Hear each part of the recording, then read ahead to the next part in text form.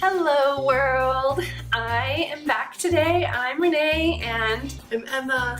Today, in just a few hours, we are going to be going and signing the paperwork to sell our home here in Colorado, and we're going to be moving to Arizona. So this week has been spent with packers and movers, and previous to that, all kinds of craziness. My work life has been insane, and because I love people, there's been a lot of social fun.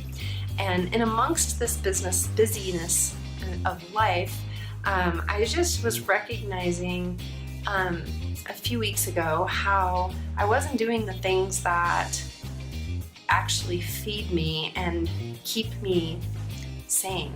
I wasn't spending time with God, I wasn't exercising, I was not paying attention to my eating, and just generally I wasn't feeling good. And one day I just woke up and I was like, dang it, you're worth it. You are worth more than this. And I wanted to make some changes. And we were having a conversation about that value of worth, and sometimes how we want things that we know aren't going to make us feel the best, and how having that mindset of being worth it would be helpful in those seasons of busyness. And so we just wanted to share some tips today that we have found helpful to us. Yeah, so one of the biggest issues I think that occurs when we're really busy in life is that we make a lot of bad decisions because we leverage our situation. So sometimes it's like, oh, I've been so busy, I've had such a hard day, obviously I deserve a cookie. Obviously I deserve a few hours of watching TV. Obviously I deserve whatever it is. Doesn't mean that you shouldn't treat yourself. But I think we also, in those busy times, probably leverage our situation more than we realize. And if you start maybe keeping tabs on just how often we're saying those things to ourselves, you realize that all these small decisions really add up. And that's typically what happens when we get to this place where we're like, oh, I'm actually not really happy with the way I've been taking care of myself. So the following tips that we're going to give are specifically kind of combating that mindset. So she mentioned desserts are important too. We need to feel treated. Whether that's stopping to get a pedicure, to get a frappuccino from your favorite coffee place, to have a cookie, maybe your treat is going for a really long run, because for some people exercise is their treat, and making a time for a really long period of that would be a treat for them. But sometimes when we're in the season of busyness, we, as she mentioned, do that too often. And so having a plan for your treat is going to help you with that. So knowing, hey, you know what, when this time occurs, I'm gonna have that cookie. Or I know I've got this event coming up and I'm just gonna eat whatever I wanna eat when I'm there.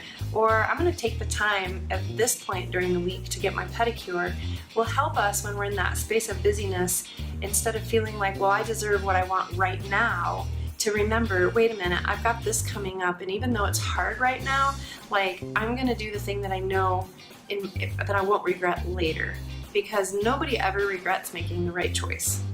And I know that I regret a lot of times when I make the wrong choice later on.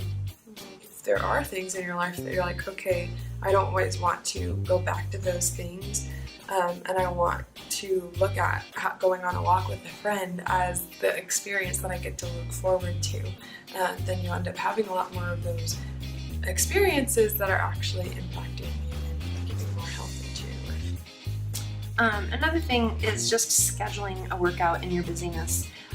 For me, I know that I tend to, when I'm stressed, when I feel overwhelmed and I have too much going on, I shut down. And when I shut down, I either do nothing or I sleep extra. And a few weeks ago, when I recognized that that's what I was doing in my stress, I was shutting down and I wasn't doing the things that I know make me feel good, I was sleeping a couple extra hours a day. And those couple extra hours a day were keeping me from the things that I know make me feel better and take stress away from me. But even in the craziest time, when I wasn't getting any sleep because we were just too busy, I would just take the time to do 5 minutes of workout, because I know how good that is for my soul. And so just being able to take 5, 10, or 15 minutes, it doesn't have to be an all or nothing. Honestly, in all of life, one of my mantras is just work with what you got. And that is true when it comes to time and exercise and whatever healthy habits you want to create. So, for example, for me, I like to meditate. I use a really great app called Headspace, and the meditations I do are usually only 3 minutes a day. And you can do it up to 10 minutes, but ain't nobody got time for that.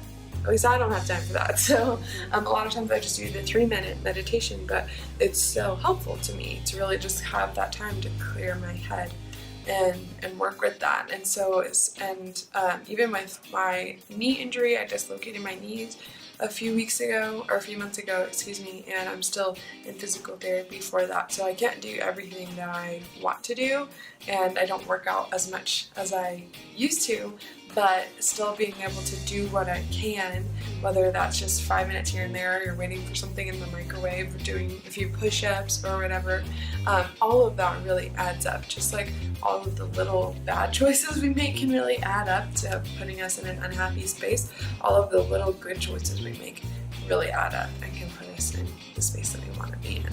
One of the pastors from my church says the saying that I love, and I've said to myself so much, which is that when you are truly free, you are free to make a choice, and you are also free not to make a choice. I love that. And that's really impacted my life, because it's like, yes, I am free to eat as many cookies as I want and not exercise as much as I want, and all of that is true, and I don't have to make those healthy choices just because society says that that's better, or because it's cooler, or anything like that.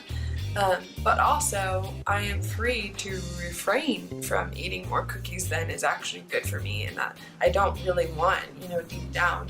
And I am free to make the hard decision to get up and get moving when I don't actually feel like it. And that's true freedom, is being able to choose what you are and aren't doing, whether it's hard or not, and not being cornered into that. And so I hope that you are inspired to live love today, to make whatever choices you feel like might be called to make in your life, and then also give that love away to other people and encourage those around you.